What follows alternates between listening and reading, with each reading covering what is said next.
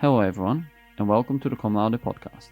I'm Alexander, a creative lead at Laude, and in this episode, we're going to cover the key updates from ICANN84. Ashley Roberts, head of new TLD consultancy at Laude, will talk about the next round of new gTLDs in the applicant guidebook. Susan Payne, head of legal policy, will discuss the critical issues of DNS abuse, and Alexandra Zins, Director Consulting and Policy at Fairwinds, will provide you with an update on the registration data request service. Ashley, the floor is yours. Hi everyone, I'm Ashley Roberts, and I'm going to begin with an update on the status of the next round of new gTLDs, which is now less than 6 months away from launch. So on the final day of ICANN84, they passed a major milestone for the new gTLD program, with the ICANN board's formal approval of the applicant guidebook for the next round. Now, as the name suggests, the applicant guidebook sets out all of the rules and procedures for applying for a gTLD in this next round. And those rules and procedures are spread over quite a dense document of about 400 pages, and there's quite a lot of complexity within it. So applicants should be aiming to start working on their applications in January next year. So it's important that we've had this guidebook published now to give prospective applicants the time to wade through it, get to grips with it, and fully understand all of the requirements prior to January next year.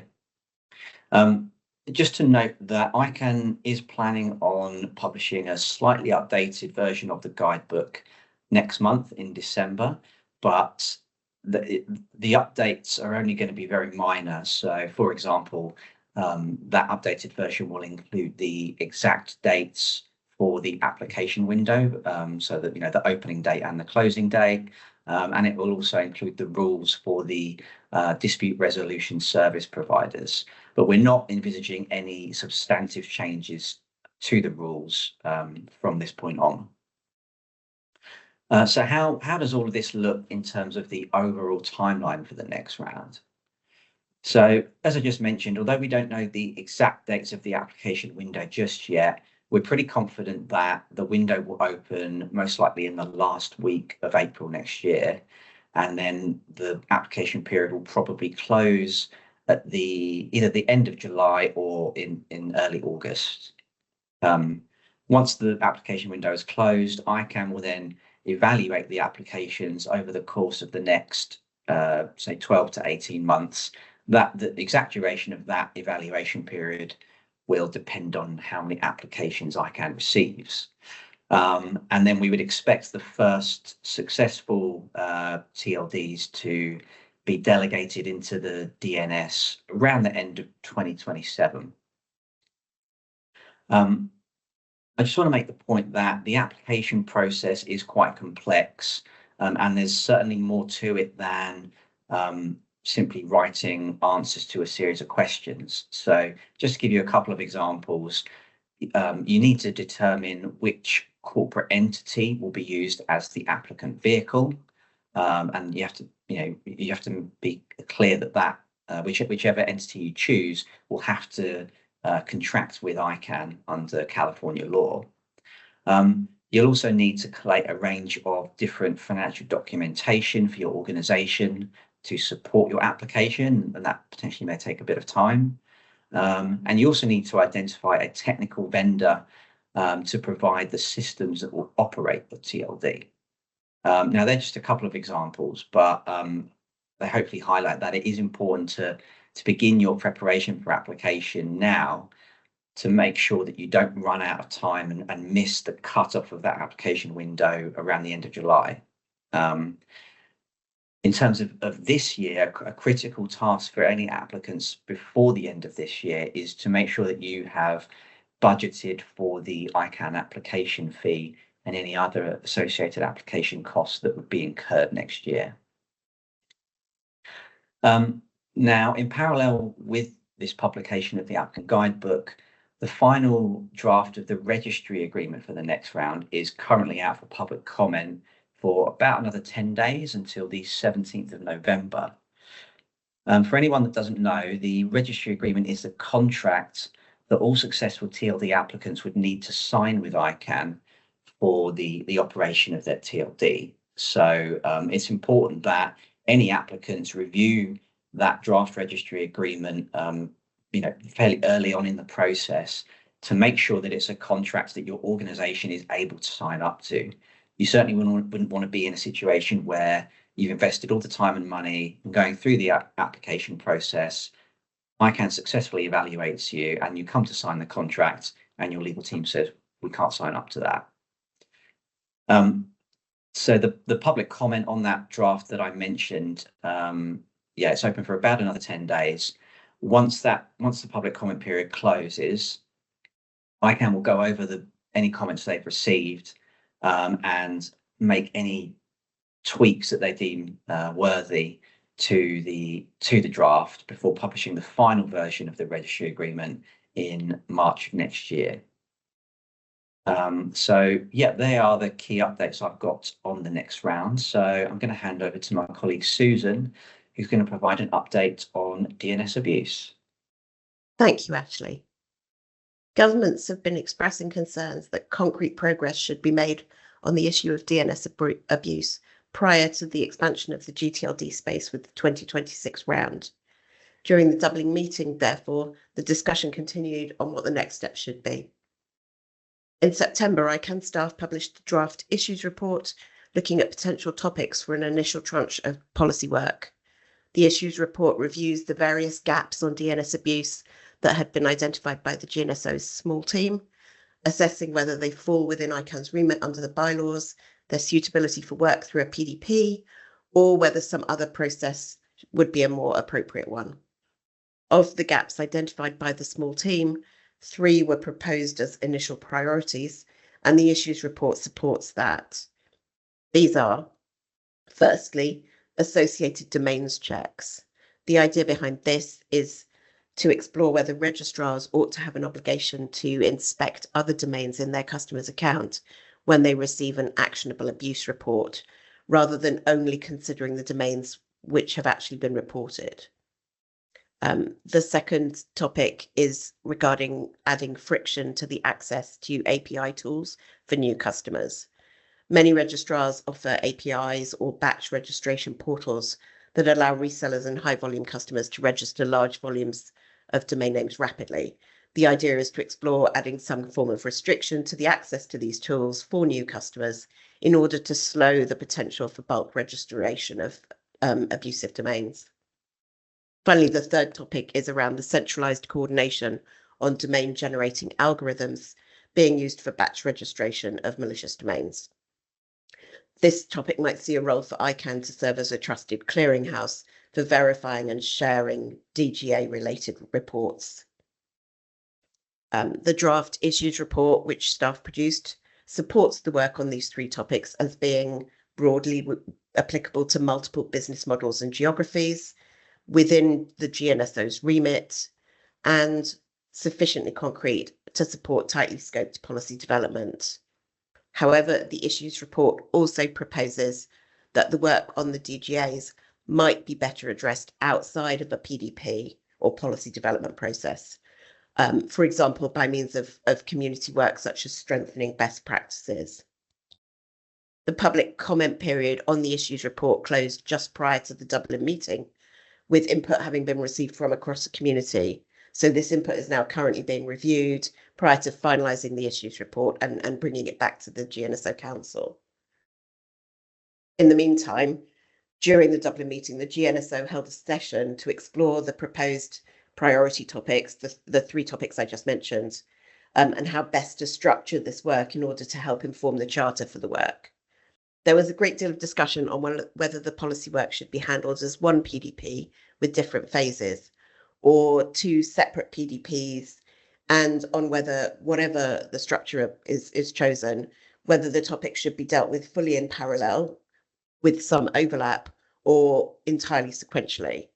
Inevitably, the views vary, with government representatives and others expressing concerns about the timing and a desire to get through the work as quickly as possible.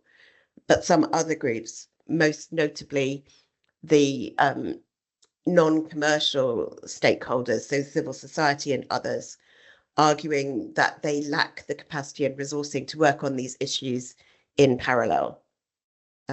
On the topics themselves, there did seem to be alignment that the work on DGAs is relatively uncontroversial, but the point was made that in order to be the most effective, any solution needs to work also for CCTLDs, since DGA attacks tend to span both the CC and the gTLD space.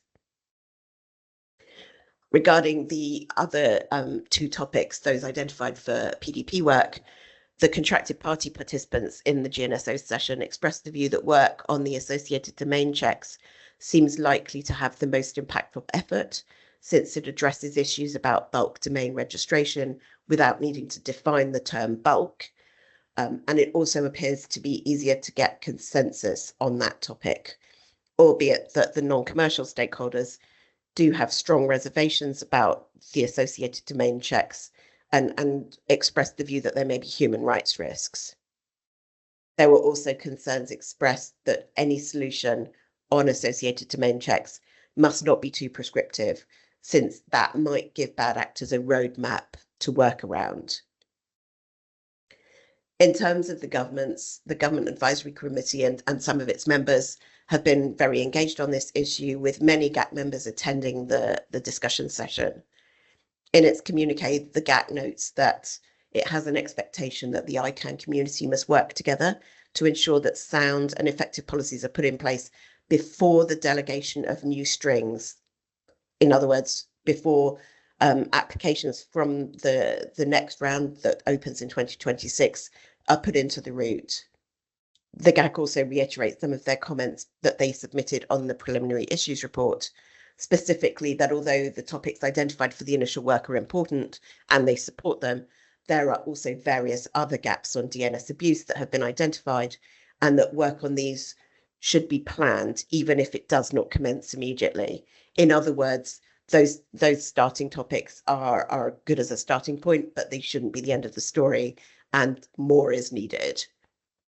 Overall, therefore, there was plenty of thoughtful discussion during the Dublin session. The next steps, as I mentioned, will be for staff to review the comment input and update the issues report, and then this will go to the GNSO Council for approval and for chartering of the PDP work. No doubt the Council will need to take into account the GAC's timing expectations around the delegation from the next round when considering the chartering and specifically how to structure the work. I'll hand over now to my colleague, Alexandra Zins, who'll be covering some of the developments on access to registration data. Thanks, Susan. ICANN84 featured updates on the Registration Data Request Service Pilot, or RDRS, and ICANN's latest report on how to make it work long-term.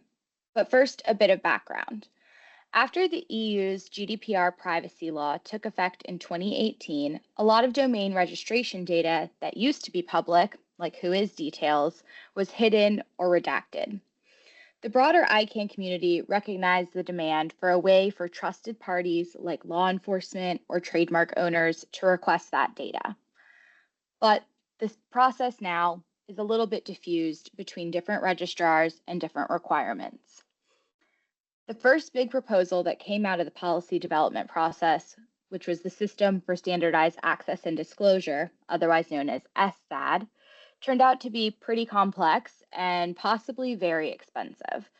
So in 2023, ICANN launched the RDRS pilot, a simpler temporary pilot to test how such a system might work in practice.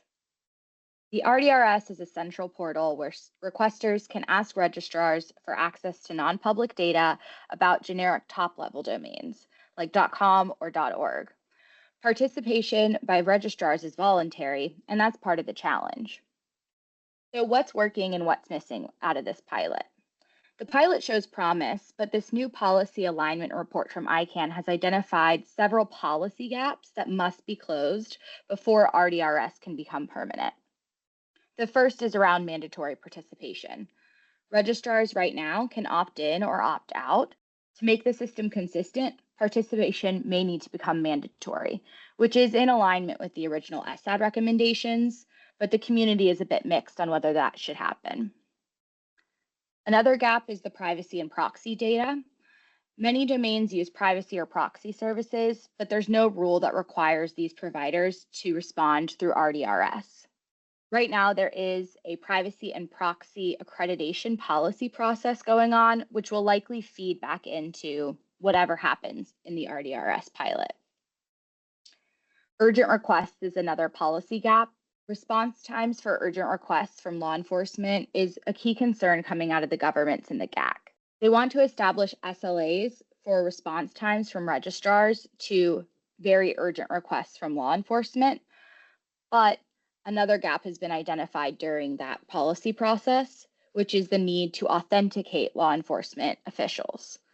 Authentication is another challenge facing RDRS. Right now, RDRS doesn't verify who's asking for the data.